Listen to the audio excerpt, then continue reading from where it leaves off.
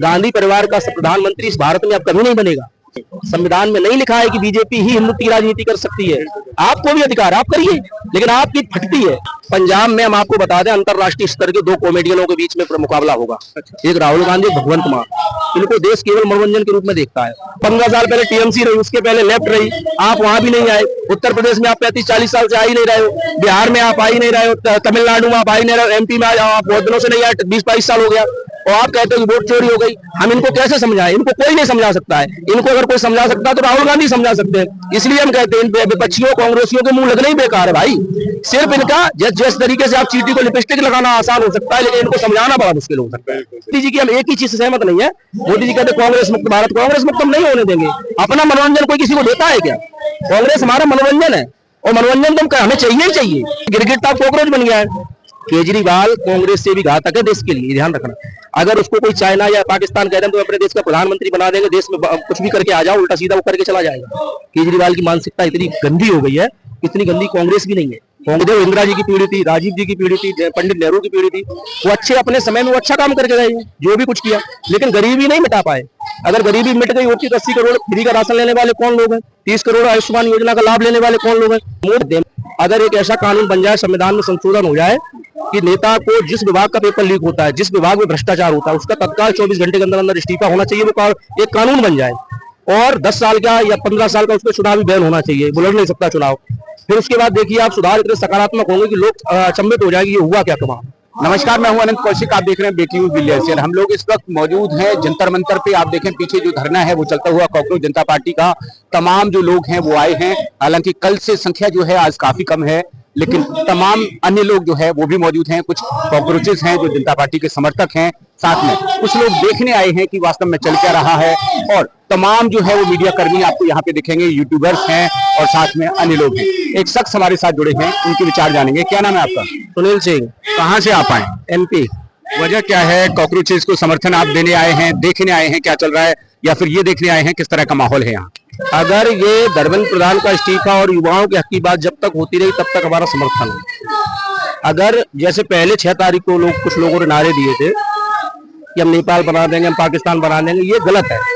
उस चीज का हम विरोध किया है और करते रहेंगे। आप जैसे कोई एजेंसी फैल हुई है पेपर में, तो उसके एजेंसी के खिलाफ भी हमें आवाज उठानी चाहिए, धर्मेंद्र प्रधान के भी खिलाफ उठानी चाहिए। वो अपना मौलिक अधिकार है और लोग उठा रहे हैं, उसका वे पूरा समर्थन करते हैं। युवा देश की रीढ़ की हड्डी है। युवाओं के भविष्य से खिलवाड़ किसी भी कीमत पर नहीं होना चाहिए, सरकार किसी की भी। लेकिन हम इन लोगों को एक सलाह देना चाहते हैं आपके चैनल के माध्यम से कि इस चीज में सुधार एक इस्तीफा भर से नहीं होगा। बहुत से लोग आएंगे, फिर उनके भी कार्यकाल होगा, फिर कब तक आप आंदोलन करो, कब तक इस्तीफा मांगोगे? एक ऐसे कानून की मांग करनी चाहिए हम सबको कि जब नेता को सबसे ज्यादा गद्दी से प्रेम होता है, कुर्सी से प्रेम होता है, 90 साल की उम्र में वो चाहता है मिनिस्टर बने रहे, क्योंकि उसको लाल बत्ती का जलवा दिखाना है अपना। अगर एक ऐसा कानून बन जाए, संविधान में संशोधन हो जाए कि नेता को जिस विभाग का पेपर लीक होता है, जिस विभाग में भ्रष्टाचार होता है, उसका तत्काल 24 घंटे के अंदर अंदर इस्तीफा होना चाहिए, वो एक कानून बन जाए। और 10 साल का या 15 साल का उसका चुनावी बैन होना चाहिए, वो लड़ नहीं सकता चुनाव। फिर उसके बाद देखिए आप सुधार इतने सकारात्मक होंगे कि लोग अचंभित हो जाएंगे, ये हुआ क्या कमाल। ठीक है। और अगर आप इस्तीफा, तो आज बहुत से लोग देके इस्तीफा चले गए, उनके विभाग में कौन सुधार हो गया आज तक?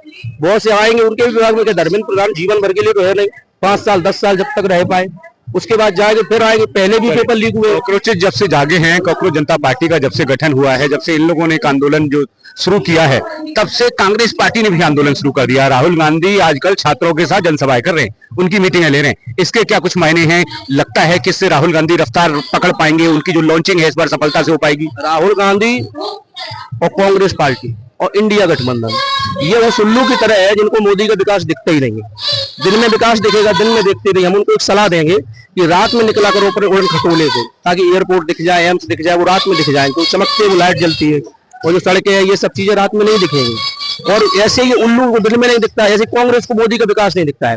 आप इस चीज को कोई भी देश का नागरिक ठुकरा नहीं सकता कि मोदी राज में विकास नहीं हुआ है। विकास हुआ है, लेकिन हम ये भी नहीं कह रहे हैं कि 100 अंक मिलेंगे सरकार को।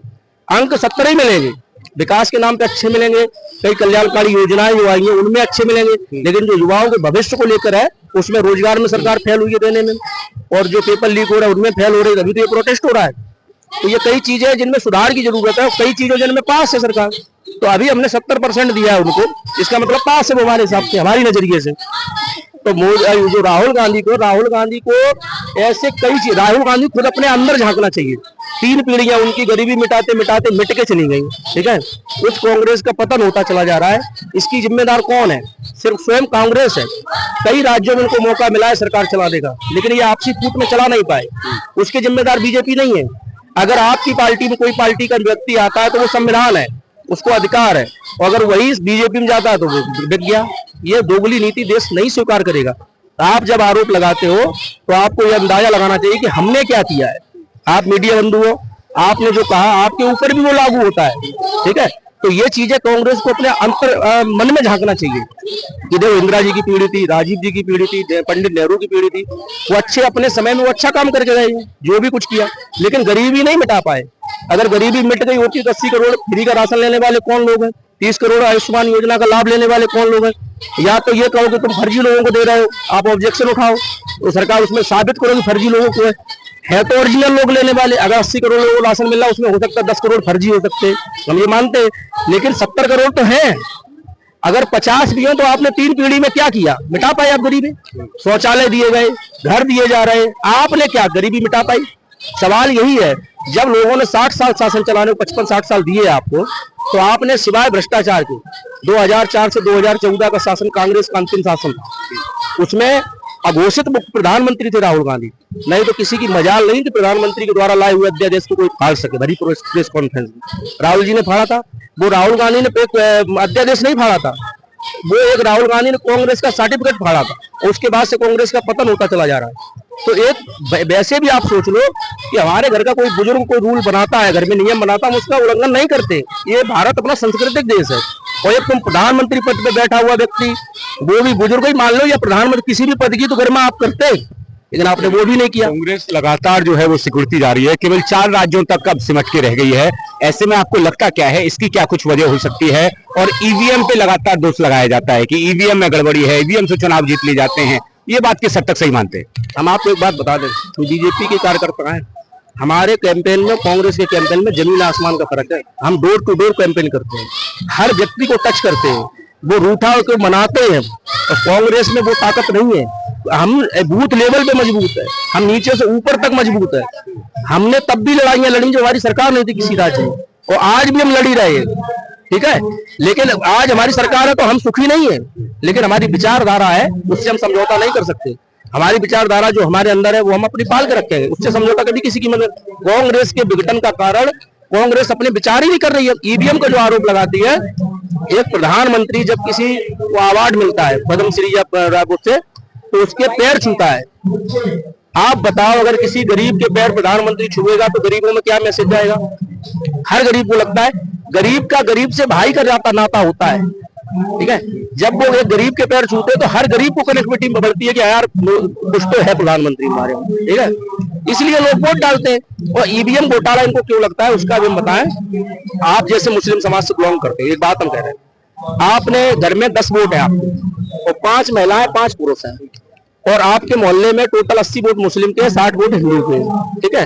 तो जो 80 वोट है उसमें 40 तो चले गए महिलाओं के, आपको बीजेपी की तरफ, क्योंकि उनको हर राज्य में जो उन्होंने सबका साथ सबका विकास के माध्यम से हर किसी को लाडली बहना योजना चलाई मध्य प्रदेश में, किसी के साथ भेदभाव नहीं किया, टॉयलेट दिया, किसी के साथ भेदभाव नहीं किया उन्होंने। योजना कोई भी योजना हर किसी को ऐसा नहीं किया किसको अलग कर दिया, हमने जिसको दिया सबको दिया। तो वो महिलाएं वोट दे देती बीजेपी को, चुपचाप जाके, चुपचाप कमल छाप, तो रह जाते 40 वोट। फिर इनको लगता है ईवीएम में गड़बड़ है भाई, लेकिन वो ईवीएम में नहीं है, तुम्हारे दिमाग में गड़बड़ है। तुम उस चीज को समझ ही नहीं पाओगे क्या सिस्टम हो गया। उसने मोदी ने तुम्हारे नीचे से जमीन खींच ली तो पता ही नहीं चला मेरे साथ क्या हो गया। इस चीज का आकलन करिए। इस देश जब तक राहुल गांधी इस चीज का आकलन नहीं करेंगे, लोगों को जो उनके कार्यकर्ता उनको भी पता है ये हमें बेकार है, कमी इनमें ही है। सिंधिया जी थे, हर राजनीतिक दल युवाओं की तरफ अग्रसर हो रही है, ठीक है। तुमने सिंधिया को कमलनाथ की जगह, सिंधिया जगह कमलनाथ को क्यों चुना? सिंधिया के चेहरे पर 2018 का चुनाव हुआ, आपने कमलनाथ को बिठा दिया।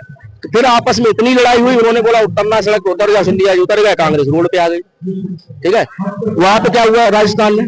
सचिन पायलट गहलोत की जगह सचिन पायलट गहलोत को बिठा दिया, कांग्रेस रोड पे आ गई। तो यही हर राज्य में हो रहा है भाई। आप गठबंधन कर लेते हो, पहले कहते हो हम चुनाव लड़ेंगे अकेले, हर नेता तैयारी करता है, तैयारी करने में खर्चा होता है, लेकिन फिर आप लेके 10 सीटें गठबंधन कर लेते हो, 100 सीटें जहां पे वो 90 लोग क्या करेंगे, खर्चा कर दे तो वो अपना कहीं सेटल हो जाते जाके। आपको लगता है वोट चोरी हो गई। वोट चोरी का इनका वो सिस्टम चल रहा है, कई राज्यों में देखो जहां पे हो ही नहीं, कई सालों से नहीं आ रहे हो, वहां पे भी वोट चोरी। इनको समझाना सबसे बड़ी चूतियापा है लोगों का, आपको नहीं समझा सकते। इनका वही किस्सा आजकल हो गया है कि चींटी को लिपस्टिक लगाना आसान है, लेकिन कांग्रेस विपक्ष को समझाना बड़ा मुश्किल है, ना समझा पाओगे कितनी भी कोशिश कर लो।